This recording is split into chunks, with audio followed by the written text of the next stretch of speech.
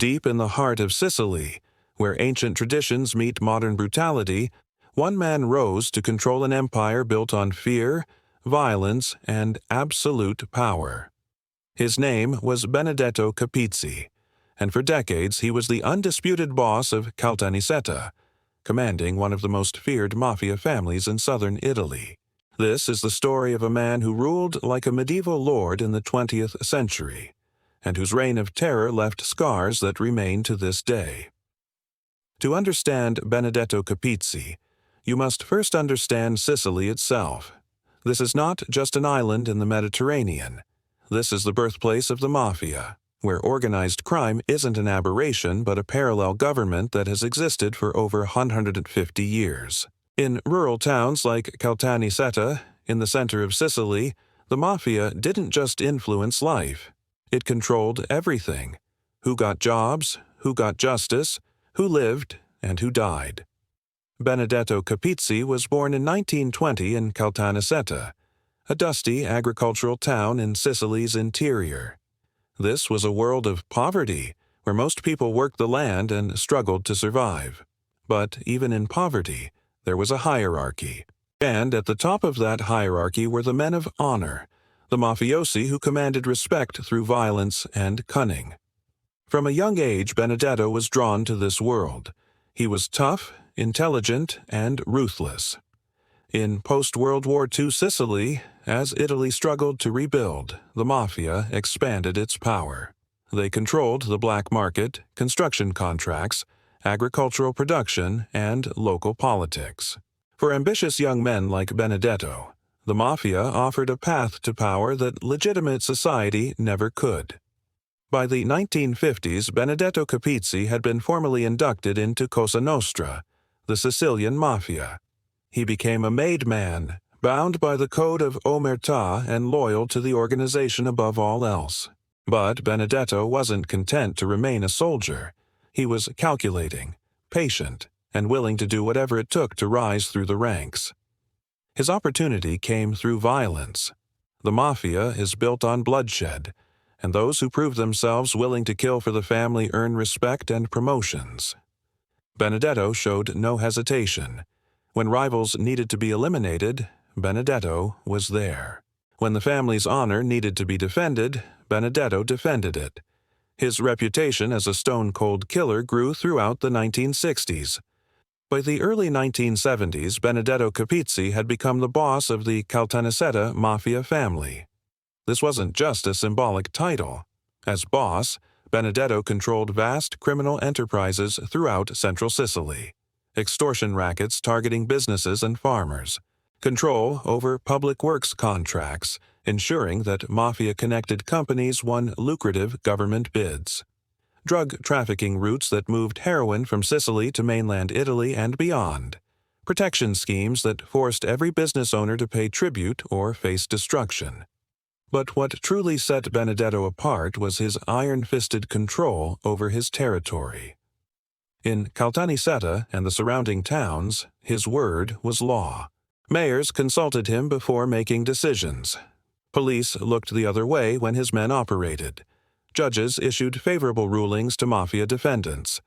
Benedetto had corrupted every level of local government, creating a parallel state where he held ultimate authority.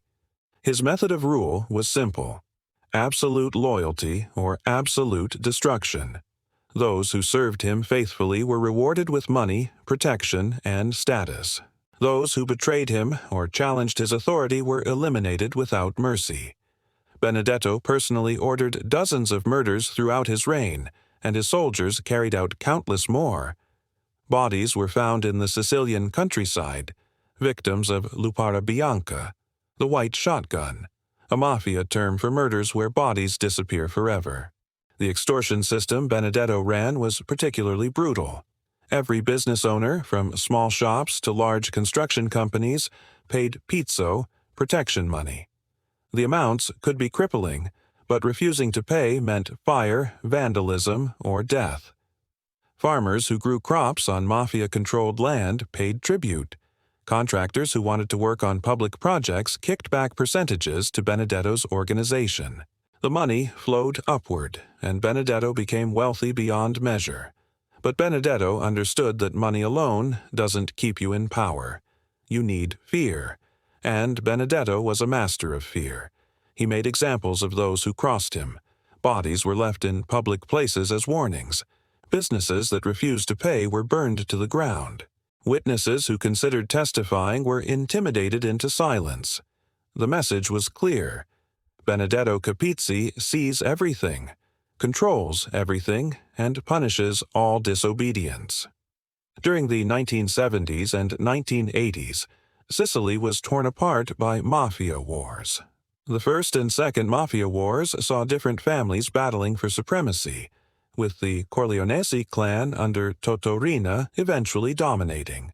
Hundreds of mafiosi were killed in these conflicts, along with countless civilians caught in the crossfire. Benedetto Capizzi navigated these dangerous times carefully. He formed alliances when necessary, stayed neutral when possible, and always protected his territory. His survival instinct was remarkable. While other bosses made themselves visible targets through arrogance or carelessness, Benedetto remained cautious. He avoided the spotlight. He never gave interviews. He rarely appeared in public. He communicated through trusted intermediaries and maintained strict operational security. For decades, Italian law enforcement struggled to build cases against him because witnesses were too terrified to talk. But the Italian state was changing. In the early 1980s, after the assassinations of anti-mafia prosecutors Giovanni Falcone and Paolo Borsellino, Italy launched a massive crackdown. New laws allowed for long-term prison sentences under harsh conditions. The Pentiti program encouraged mafiosi to become informants in exchange for reduced sentences, and sophisticated surveillance technology made it harder for bosses to operate in secrecy. The walls began closing in on Benedetto Capizzi. Former associates facing life sentences began cooperating with authorities. They provided detailed testimony about his role as boss, his orders for murders, his control over extortion and drug trafficking. Wiretaps captured incriminating conversations. Financial investigations traced money back to his organization. In 1993, after years of investigation, Benedetto Capizzi was arrested in a massive operation targeting the Caltanissetta Mafia family. Dozens of his associates were arrested alongside him.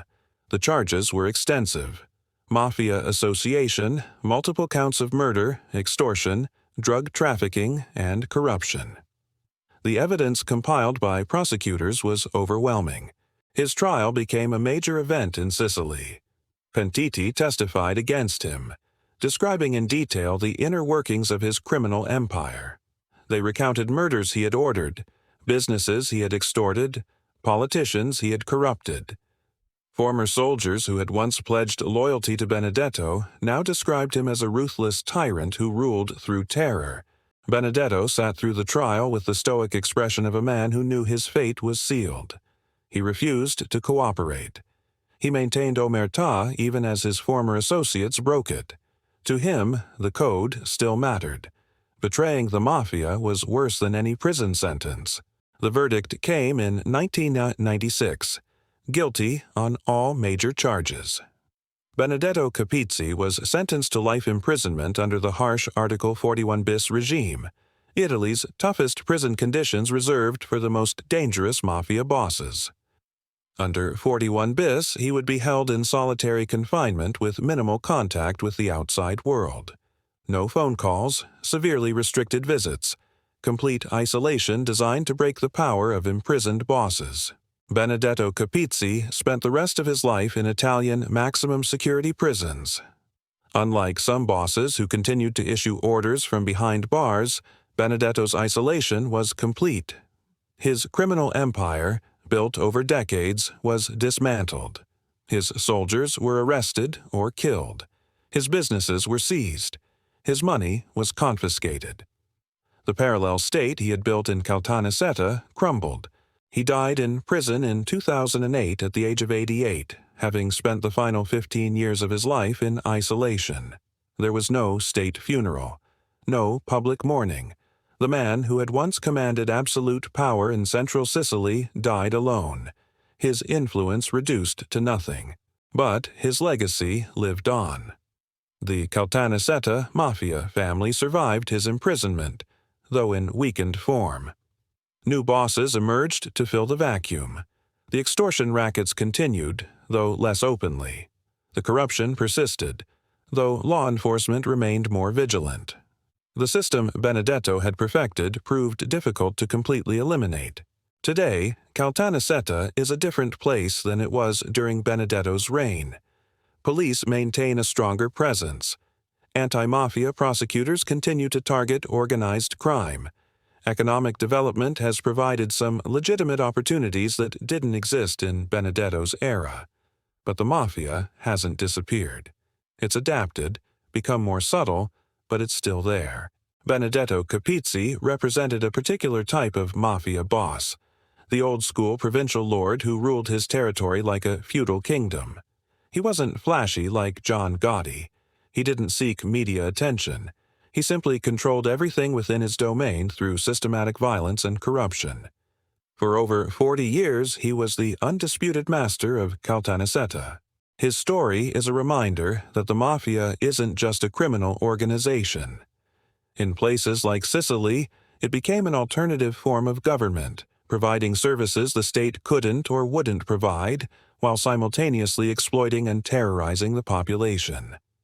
Benedetto offered protection, resolved disputes, provided loans, and found jobs for people. But that protection came at the cost of freedom, and the price of his services was absolute submission. The pentiti who testified against him painted a picture of a man completely dedicated to Cosa Nostra. Everything he did served the organization. Every decision was calculated to maintain and expand power. Personal relationships were transactional. Loyalty was demanded but rarely given in return. Violence was not a last resort but a primary tool of governance. Some in Caltanissetta still remember Benedetto Capizzi with a complex mixture of fear and respect. To them, he was a man of his word who protected his territory and took care of his people. Others remember only the terror, the murdered rivals, the extorted businesses, the corruption that poisoned every aspect of civic life. What cannot be disputed is his impact. For 4 decades, Benedetto Capizzi was one of the most powerful mafia bosses in Sicily. He built an empire on ancient codes and modern brutality. He corrupted an entire region's government and economy. He ordered countless murders and destroyed countless lives.